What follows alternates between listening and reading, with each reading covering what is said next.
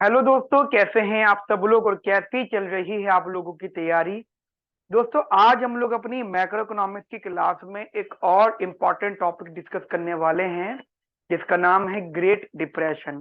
दोस्तों, इस टॉपिक के नाम में ही ग्रेट वर्ड लगा हुआ है, तो इसका मतलब आप समझ सकते हैं कि कितना ग्रेट होगा ये टॉपिक और साथ ही कितना इम्पोर्टेंट है हमारे एग्जाम पॉइंट ऑफ व्यू से। दोस्तों, मैं बात कर रहा हूँ ग्रेट डिप्रेशन की, उस ग्रेट डिप्रेशन की जिसकी वजह से हमारी पूरे वर्ल्ड की इकोनॉमी में बदलाव आए। पूरी वर्ल्ड की इकोनॉमी में मतलब बहुत बहुत बड़ी फ्लक्चुएशन आई, जिसकी वजह से क्लासिकल इकोनॉमी फेल हुई। क्लासिकल थ्योरी के बारे में आप लोग सब जानते हैं कि क्लासिकल थ्योरी मतलब ट्रेडिशनल अप्रोचेस जो टिल 1929 तक चल रही थी, बट इकोनॉमी में फ्लक्चुएशन आने की वजह से वो थ्योरी बर्बाद हो गई, वो थ्योरी फेल हो गई। अब ऐसा क्या हुआ हमारी इकोनॉमी के अंदर जो इतने ज्यादा फ्लक्चुएशंस आए और इतने ज्यादा प्रॉब्लम्स आए, जिनकी वजह से हमने उसको नाम ग्रेट डिप्रेशन दिया। क्योंकि ग्रेट डिप्रेशन का मतलब होता है हाई इनवॉलेंटरी अनएम्प्लॉयमेंट और साथ में हाई इन्फ्लेशन। और हाई इनवॉलेंटरी अनएम्प्लॉयमेंट या हाई अनएम्प्लॉयमेंट या हाई इन्फ्लेशन ऐसा नहीं था कि पहली बार हुआ, तो पहले भी हुआ था, लेकिन क्लासिकल थ्योरीज जो थे उसको कंट्रोल कर लिया करते थे या उनके पास उस चीज को हैंडल करने के टूल्स हुआ करते थे। लेकिन 1929 में ऐसा क्या हो गया कि जिसकी वजह से सब कुछ आउट ऑफ कंट्रोल हो गया। मैं बात कर रहा हूं 1929 टू 1933 की, उस पीरियड की जब हमने ये कंफर्म कर दिया था कि क्लासिकल थ्योरी पूरे तरीके से फेल हो गई है। क्लासिकल थ्योरी के फेल होने के रीजन ये भी थे क्योंकि क्लासिकल थ्योरी डिपेंड थी ट्रेडिशनल अप्रोचेस पे, ट्रेडिशनल कंसेप्ट पर। क्योंकि ये शुरुआत हुई थी 1756 से, जो 1929 तक आते आते अप्रोचेस में काफी ओल्ड थ्योरीज ऐड हो चुकी थी। लेकिन 1929 के अंदर इकोनॉमिक में काफी बदलाव आ चुके थे, न्यू इकोनॉमिक कंसेप्ट आ चुके थे। लोगों के मॉनेटरी थ्योरी को लेकर व्यूज बदल गए थे, मनी को लेकर व्यूज बदल गए थे, इन्वेस्टमेंट को लेकर व्यूज बदल गए थे, एग्रीगेट आउटपुट को लेकर व्यूज बदल गए थे। यानी ये टाइम वो था जब वर्ल्ड लेवल की इकोनॉमी में लोगों के व्यूज में बदलाव आ गया था। लेकिन अगर बदलाव आ गया था, तो फिर भी हम अगर ट्रेडिशनल पॉलिसीज को फॉलो करते तो ग्रेट डिप्रेशन आना ही था, जो कि पॉलिसी को फॉलो किया और ग्रेट डिप्रेशन आया। इस बात को बताने के लिए जो कि 1929 से लेकर 1933 तक जो ग्रेट डिप्रेशन चला था, इस बात को बताने के लिए काफी सारे इकोनॉमिक्स ने अपनी अपनी थ्योरी दी। वो भले ही एसी पीग्यू हो सकते हैं, मिल्टन फ्रीडमैन हो सकते हैं, जितने भी इकोनॉमिक्स थे अपने अपने इन लोगों ने थ्योरी दी, अपने व्यूज बताए और सब ने ग्रेट डिप्रेशन के अपने अलग अलग रीजंस दिए। किसी का मानना ये था कि क्लासिकल थ्योरी में जो सेंट्रल बैंक की मॉनेटरी पॉलिसी हुआ करती थी उसकी वजह से ग्रेट डिप्रेशन आया। और कोई इकोनॉमिक्स ये कह रहा था कि क्योंकि क्लासिकल इकोनॉमी के अंदर फिजिकल पॉलिसी का इंटरवेंशन नहीं था, फिजिकल या गवर्नमेंट का इंटरवेंशन नहीं था, क्योंकि अनएम्प्लॉयमेंट जैसी चीज को गवर्नमेंट ही कंट्रोल कर सकती है, गवर्नमेंट ही संभाल सकती है, और गवर्नमेंट का इंटरवेंशन नहीं था, तो ये भी एक रीजन था। तो सबकी थ्योरी अपनी अलग अलग थी। तो जो मैं टॉपिक कंटिन्यू आपसे कर रहा हूँ, डिस्कस आपसे कर रहा हूँ, मैं केन्स के हिसाब से बात कर रहा हूँ, ठीक है। मैंने काफी सारी लोगों की थ्योरी पढ़ी, उसके बाद में आपके एग्जाम को भी एनालाइज करा कि मैंने क्वेश्चन देखा बार बार कि कहाँ कहाँ पे किस किस प्रकार से पूछा गया है। तो इसको सबसे ज्यादा जो पूछा गया है वो केन्स के अकॉर्डिंग पूछा गया है। ठीक ठीक है, कि अकॉर्डिंग टू केन्स, केन्स के हिसाब से ये बताओ कि ग्रेट डिप्रेशन क्यों, कैसे आया और कब आया। ठीक है, चलो कब का तो आंसर बता दिया, 1929 टू 1933 का ये टाइम पीरियड था जब ग्रेट डिप्रेशन आया। लेकिन इसके रीजंस क्या थे, चलिए शुरू करते हैं हम लोग अपनी आज की लाख का डिस्कशन, जो बेस्ड है बहुत इंपॉर्टेंट टॉपिक पर। जल्दी से कॉपी पेन निकाल लीजिए और जितनी बातें मैं आपको लिखवाऊंगा बढ़िया बढ़िया से नोट्स बनाना। और साथ ही गाइस, ये जो टॉपिक है मैं इसके नोट्स आपकी प्यारी वेबसाइट semiconsclasses.com पे अपलोड कर दूंगा। जब आप वहां पर जाओगे तो आपको वहां पर अपने आप अपना अपना सब्जेक्ट मिल जाएगा। आप जिस भी फील्ड के स्टूडेंट हो आपको वहां पे एग्जाम दिख जाएगा, और वहां पे जाके क्लिक करके अपने सब्जेक्ट में जाके, टॉपिक में जाके अपने नोट्स जो है डाउनलोड कर सकते हैं।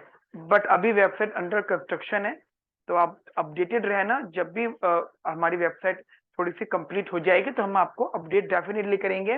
और साथ ही गाइस, अगर आप हमारे चैनल पे न्यू हैं, पहली बार आए हैं, तो मैं आपको बताना चाहता हूं कि हम लोग कंप्लीट मैक्रो इकोनॉमिक्स आप लोगों को करवा रहे हैं। हमारा उद्देश्य यही है कि आपको सही जानकारी जो है दी जाए और सही इंफॉर्मेशन आप तक पहुंचे। ठीक है। और हमारा ऑब्जेक्टिव यही रहेगा कि आपके पास कंप्लीट मैक्रो इकोनॉमिक्स पहुंच जाए, जिसके काफी सारे टॉपिक्स हमने कवर कर दिए हैं, जो आपके प्यारे यूट्यूब चैनल फैमिकन क्लासेस पर अपलोडेड है। आप इनकी प्लेलिस्ट में जाके, मैक्रो इकोनॉमिक्स में जाके चीजों को देख सकते हैं। साथ ही चैनल को सब्सक्राइब कर दीजिए, लाइक कर दीजिए, शेयर कर दीजिए, और हाँ, कमेंट जरूर करना, क्योंकि ये टॉपिक भी मैं कमेंट के बेसिस पे पढ़ा रहा हूँ। तो क्या एक स्टूडेंट ने बोला कि सर प्लीज ग्रेट डिप्रेशन को भी कवर कर दीजिए, तो मैं उसी के हिसाब से ये टॉपिक कवर कर रहा हूँ। चलिए शुरू करते हैं हम लोग अपनी आज की क्लास का डिस्कशन। देखिए, ग्रेट डिप्रेशन, ये बात जैसे कि आपको पता है 1929 टू 1933 की है। तो ग्रेट डिप्रेशन में उस टाइमिंग की अगर मैं बात करता हूं, तो हाई इन वॉलेंट्री अनएम्प्लॉयमेंट आया था। अब हाई इन वॉलेंट्री अनएम्प्लॉयमेंट होना, देखिए अनएम्प्लॉयमेंट होना तो कोई पहली बार का नहीं था। अनएम्प्लॉयमेंट तो काफी बार हुआ, उससे पहले भी हुआ, उसके बाद भी हुआ, खूब हुआ। लेकिन दो तरह के अनएम्प्लॉयमेंट होते हैं, एक होता है वॉलेंट्री अनएम्प्लॉयमेंट और एक होता है इनवॉलेंट्री अनएम्प्लॉयमेंट, राइट। तो अगर मैं बात करूं वॉलेंट्री अनएम्प्लॉयमेंट, तो वो तो क्लासिकल इकोनॉमिक्स ने बोल दिया था कि वॉलेंट्री अनएम्प्लॉयमेंट तो इकोनॉमी के अंदर होता ही होता है, तो उसको तो कंट्रोल करना गलती बेवकूफी है। उससे कंट्रोल आप कभी भी नहीं कर सकते, क्योंकि वो तो इनवॉलेंट्री अनएम्प्लॉयमेंट, यानी लोग अपनी मर्जी से काम नहीं करना चाहते। लेकिन प्रॉब्लम यहाँ पर आई कि जब ये पता लगा कि लोग जो अनएम्प्लॉयड है वो इनवॉलेंट्री अनएम्प्लॉयड है, लोगों के पास काम नहीं है, वो चाहते हैं काम करना। अब सोचो कि ऐसा क्यों हुआ, तो मैं आपको ये भी बताना चाहता हूँ कि केन्स, क्योंकि हम लोग केन्स की बात फॉलो कर रहे हैं, केन्स की जितनी भी थ्योरी थी वो न्यू इकोनॉमिक कंसेप्ट पर बेस्ड थी। और क्लासिकल का मतलब ही होता है ट्रेडिशन, क्लासिकल का मीनिंग ही होता है ट्रेडिशनल थ्योरीज। तो ट्रेडिशनल थ्योरीज यानी पुरानी थ्योरीज, तो पुरानी थ्योरीज और 1929 में जो करंट थ्योरी चल रही थी उसकी थ्योरीज, उन दोनों में काफी ज्यादा चेंजेस थे, काफी ज्यादा बदलाव थे, काफी ज्यादा पैटर्न में बदलाव था। क्योंकि ये टाइम आते आते लोगों के सारे व्यूज बदल गए थे 1929 तक आते आते, क्योंकि लोगों का मानना भी बदल गया था कि हम मनी को कैसे इस्तेमाल कर सकते हैं, बिजनेस किस प्रकार से कर सकते हैं, अगर हमें कहीं पर इन्वेस्टमेंट करना है तो वहां पे क्या क्या चीजें रोल प्ले करती है, बहुत कुछ बदल गया था। तो इकोनॉमी में जो फ्लक्चुएशन है उनमें सबसे इंपॉर्टेंट था हमारा इनवॉलेंट्री अनएम्प्लॉयमेंट। देखिए, केन्स ने एक बहुत अच्छी बात बोली थी, जो कि बात सही भी है।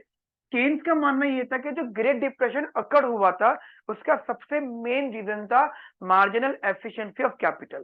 केन्स के हिसाब से जो मेन रीजन था वो था मार्जिनल एफिशिएंसी ऑफ कैपिटल, यानी MEC के नाम से इसको जानते हैं, मार्जिनल एफिशिएंसी ऑफ कैपिटल। देखिए क्या होता है, ऐसा होता है कि उस टाइमिंग की बात कर रहा हूं मैं, ट्रेडिशनल या क्लासिकल थ्योरी की बात कर रही हूँ, उस टाइमिंग की बात कर रहा हूं। अगर मैं आपको रिपीट करूं तो दैट इज 1756 से लेकर 1929, ये एंडिंग थी, ये शुरुआत थी। ठीक है। तो इस टाइम पीरियड में ऐसा माना जाता था कि दो ही तरह के लोग हुआ करते थे, एक होते थे वर्कर्स जो काम करते थे और वेज अर्न करते थे, राइट, और एक होते थे कैपिटलिस्ट जिनके पास पैसा होता था, वो पैसा इन्वेस्ट करते थे, राइट, बिजनेस पॉइंट से। तो लोगों के पास, जैसे मान लो मैं था, मेरे पास पैसा था, तो मैं पैसा इन्वेस्ट करूंगा। अब इन्वेस्ट कहाँ करूंगा, वो इन्वेस्ट में वहां करूंगा जो प्रोजेक्ट प्रॉफिटेबल होगा। ध्यान रखना, इंटरेस्ट रेट का कंसेप्ट इतना इंपॉर्टेंट नहीं था, इंटरेस्ट रेट इतना इतना ज्यादा वैल्यूएबल नहीं था, बात यहाँ पे प्रॉफिटेबल प्रोजेक्ट की। और आज की डेट में भी आपको कोई बोले कि वहां इन्वेस्ट कर दो, प्रॉफिट मिलेगा, बहुत ज्यादा प्रॉफिट, इंटरेस्ट नहीं प्रॉफिट मिलेगा, तो कहां से इन्वेस्ट करेंगे ना, समझ में? क्योंकि देखो, प्रॉफिट भी एक तरह का रिटर्न होता है और इंटरेस्ट रेट भी एक तरह का रिटर्न होता है। तो पॉइंट ये था कि लोग जो इन्वेस्ट करते थे वो प्रॉफिटेबिलिटी को देख के इन्वेस्ट करते थे, यानी मार्जिनल एफिशिएंसी ऑफ कैपिटल के बेसिस पे इन्वेस्ट करते थे। तो जॉन मेनार्ड केन्स ने बोला कि एक टाइम ऐसा आया जब MEC कम होने लगा। MEC यानी लोगों का इंटरेस्ट या लोगों का फीलिंग विद द MEC यानी आपकी प्रॉफिटेबल प्रोजेक्ट की तरफ लोगों का रुझान कम हो गया। जब ये कम हुआ तो ऑटोमेटिकली क्या होगा, मान लो मुझे कहता है कि ये बिजनेस प्रॉफिटेबल नहीं है तो मैं इन्वेस्ट करूंगा, कतई इन्वेस्ट नहीं करूंगा। तो जैसे ये कम हुआ वैसे ही यहाँ पे लोगों की इन्वेस्टमेंट कम हो गई।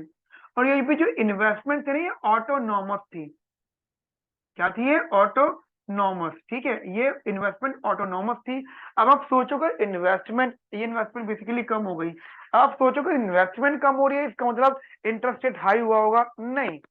देखो मल्टीपल इकोनॉमिक्स ने अपने अपने व्यूज दिए। अगर मैं केन्स के व्यूज की बात करूं क्योंकि जो कि इंपॉर्टेंट है, तो ध्यान रखना केन्स ने बोला था इज रिस्पेक्टिव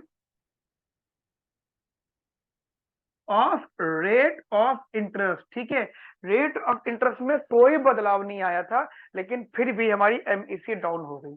अब MEC यानी मार्जिनल एफिशिएंसी ऑफ कैपिटल अगर यहाँ पे डाउन होता है तो इसका टेक्निकल मतलब क्या हो गया, हमारी इकोनॉमी के अंदर एग्रीगेट इफेक्टिव डिमांड भी अफेक्ट होगा।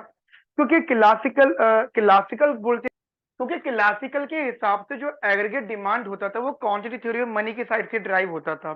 ठीक है, आपको पता है, ये बात हम पहले भी डिस्कस कर चुके हैं कि एडी जो होता था वो quantity theory of money, that is एडी का फॉर्मूला हुआ करता था P is equal to MV upon में Y। अब आप ये देखिए कि क्या यहाँ पे आपको किसी भी प्रकार का इन्वेस्टमेंट कंसेप्ट दिख रहा है? नहीं। जो प्राइस है उसका रिलेशनशिप मनी सप्लाई से दिख रहा है, आउटपुट से दिख रहा है, लेकिन इन्वेस्टमेंट का कोई भी इंपैक्ट नहीं पड़ रहा। इस वजह से क्लासिकल वाले ये मानते थे कि अगर हमारी इकोनॉमी के अंदर इन्वेस्टमेंट वेरी करती हैं या हमारी इकोनॉमी के अंदर जो प्रॉफिटेबल प्रोजेक्ट्स पे इन्वेस्ट करना वो फ्लक्चुएट होता है तो तब भी हमारे एडी पे कोई इंपैक्ट नहीं पड़ेगा। बट जो केन्स थ्योरी है, क्योंकि हम बात कर रहे हैं केन्स के अकॉर्डिंग, केन्स का मानना ये था कि जो हमारे यहाँ पे एग्रीगेट डिमांड का फॉर्मूला होता है दैट C प्लस आई, इसलिए केन्स ने इसको एग्रीगेट इफेक्टिव डिमांड बोला। क्या बोला इसको? केन्स ने इसको एग्रीगेट इफेक्टिव डिमांड बोला। उनका मानना यह था कि किसी भी वजह से अगर इन्वेस्टमेंट कम होती है, वो भले ही MEC की वजह से हो या कोई और भी रीजन हो, अगर इन्वेस्टमेंट कम होती है तो इकोनॉमी के अंदर एग्रीगेट डिमांड भी कम होगी। और अगर एग्रीगेट डिमांड कम होगी तो टेक्निकली GNP भी कम होगा, आउटपुट भी कम होगा और ऑटोमेटिकली हमारी इकोनॉमी के अंदर अनएम्प्लॉयमेंट रेट भी बढ़ेगा। तो टेक्निकली बात ये रही कि केन्स के अकॉर्डिंगली जो लोगों की इन्वेस्टमेंट है उससे एडी में इंपैक्ट पड़ा, जो कि क्लासिकल्स इस बात को नहीं मानते थे। अच्छा, इन्हीं सब चीजों को हम लोग थोड़ा सा डायग्राम के तरीके से समझेंगे। ठीक है, हम इन सब बातों को थोड़ा सा डायग्राम के सेंस में देखते हैं। मैं एक बार इसको रफ कर रहा हूँ, जो बातें मैंने आपको समझाई है प्लीज उनको एक बार जरूर नोट कर लीजिएगा। मैं ये वाली बातें कुछ रफ कर रहा हूँ, थोड़ा सा एरिया देखिए। जनरली क्योंकि जब हम लोग यहाँ पे कहते हैं मार्जिनल एफिशिएंसी ऑफ कैपिटल, जब भी ये बात आ जाएगी तो मायने में रखना ये कैपिटलिस्ट की बात हो रही है, क्योंकि जो कैपिटलिस्ट होते हैं वो बेसिकली विक्टिम होते हैं पैसिमिस्टिक एंड ऑप्टिमिस्टिक के। मान लीजिए कोई भी प्रोजेक्ट प्रॉफिटेबल है तो वो पैसा वहां पे लगाएंगे, अगर कोई प्रोजेक्ट प्रॉफिटेबिलिटी नहीं दे रहा, प्रॉफिट नहीं दे रहा, तो वो पैसा वहां से निकाल लेंगे।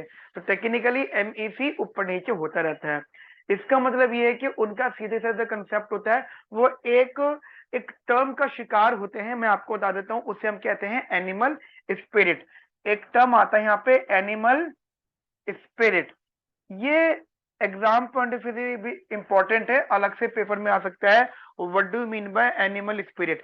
एनिमल स्पिरिट का मतलब वही होता है जो मैं आपको समझा रहा हूँ कि किसी को ये दूर से दिखाया जाता है कि वो बिजनेस है, वो प्रोजेक्ट है, उसमें पैसा लगा दो तो आपको फायदा होगा, राइट। लेकिन जब फायदे की दिन आता है, जब वो टाइम आता है जब बेनिफिट लेना होता है, तो तब पता लगता है कि फायदा नहीं हुआ, उल्टा नुकसान हो गया। एनिमल स्पिरिट, इसको आप थोड़ा सा ये समझ सकते हैं। एनिमल स्पिरिट को हम जब छोटे हुआ करते थे तो हमें कहानी सुनाया करती थी, एक डियर की कहानी। ठीक है, वो बताते थे कि एक हिरन है, ठीक है, वो रेगिस्तान में है और रेगिस्तान में वो प्यासा है हिरन, और उसको प्यास लग रही है तो वो दूर से देखते हो उसको कुछ चमकीली चीजें दिखती है, तो वो चमकीली चीज को पानी समझता है और भागा भागा भागा भागा वहां पर जाता है। और जब वो वहां पे पहुंचने वाला होता है, पहुंच जाता है, तो उसको ये रियलाइज होता है कि ये पानी नहीं होता है, ये सूरज की किरणें होती है जो उसको दूर से पानी की तरह दिख रही थी। तो उसका नुकसान हो जाता है, जो वो अब तक की जर्नी मतलब लगाकर आया तो उसे नुकसान हो जाता, फिर से उसको एक और दूर जगह चमकीली चीजें दिखती है, वो भागा भागा वहां पर जाता है, तो वहां भी पता लगता है कि वो सूरज की किरणें थी, पानी नहीं था।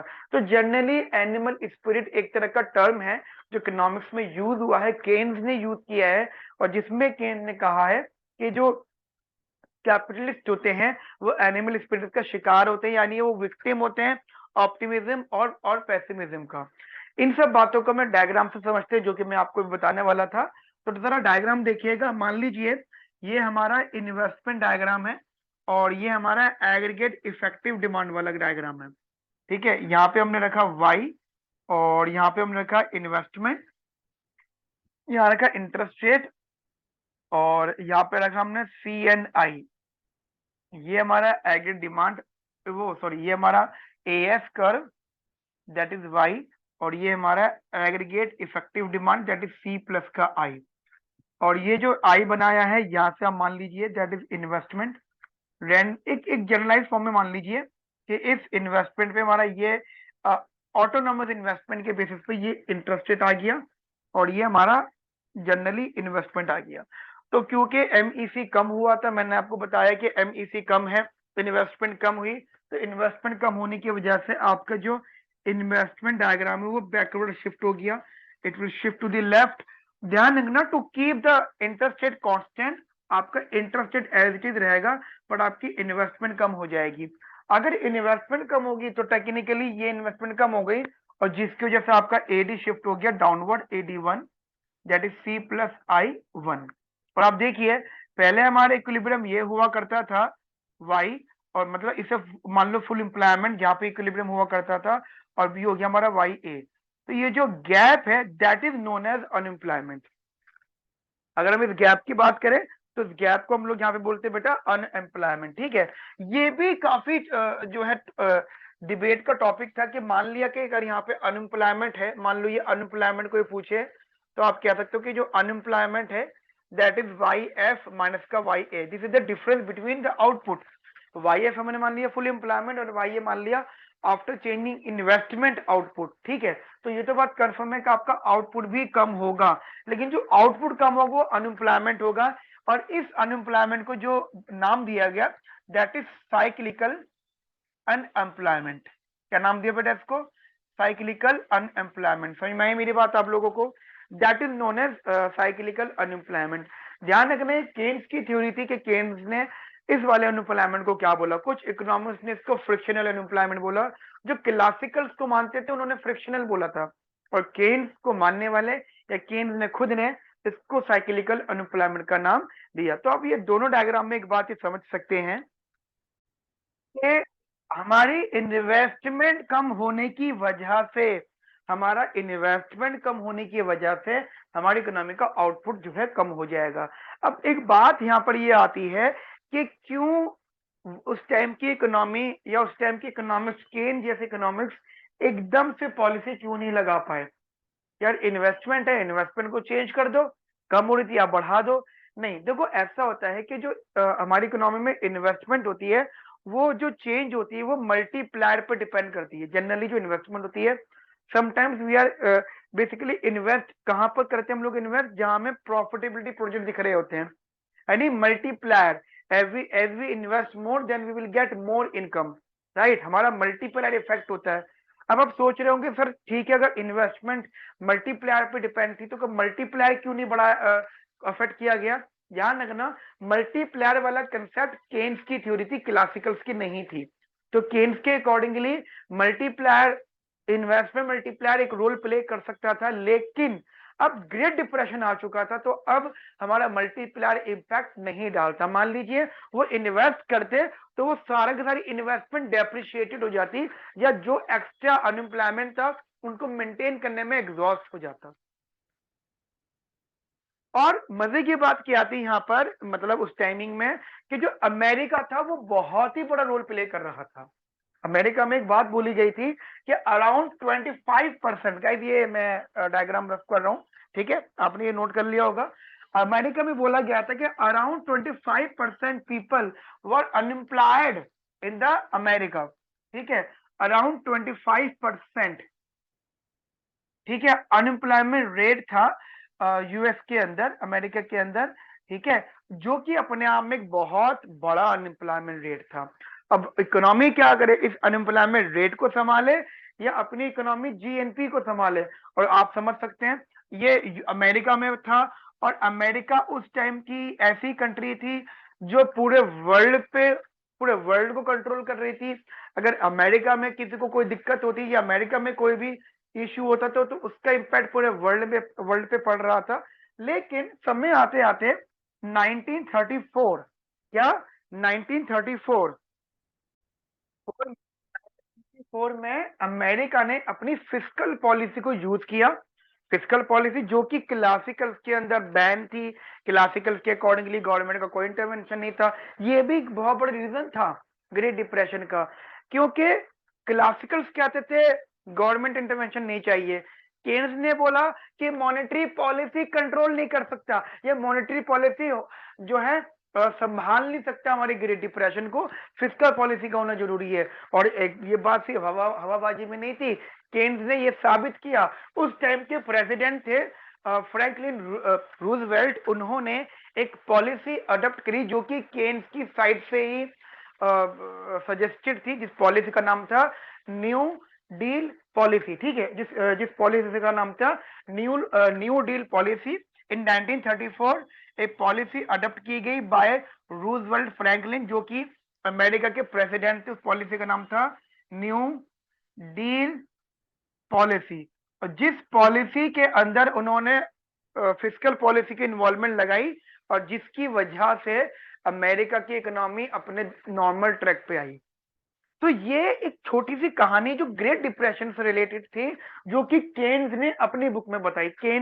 केन्स की अपनी बुक में थी ये बात, जिसमें केन्स ने कहा कि मॉनेटरी पॉलिसी अकेले कभी भी ग्रेट डिप्रेशन जैसी चीजों को सॉर्ट आउट नहीं कर सकती या डील नहीं कर सकती। अगर हमें इकोनॉमी में से डिप्रेशन को हटाना है तो हमें गवर्नमेंट इंटरवेंशन करना पड़ेगा, जो कि 1934 में रूजवेल्ट फ्रैंकलिन, मैं जो नाम ले रहा हूं लिख लेना, जो प्रेसिडेंट थे अमेरिका के, उन्होंने इस पॉलिसी को अडॉप्ट किया। और हमारे फिर 1935 तक, टिल 1935 यूएस की इकोनॉमी अपने नॉर्मल ट्रैक पे आई।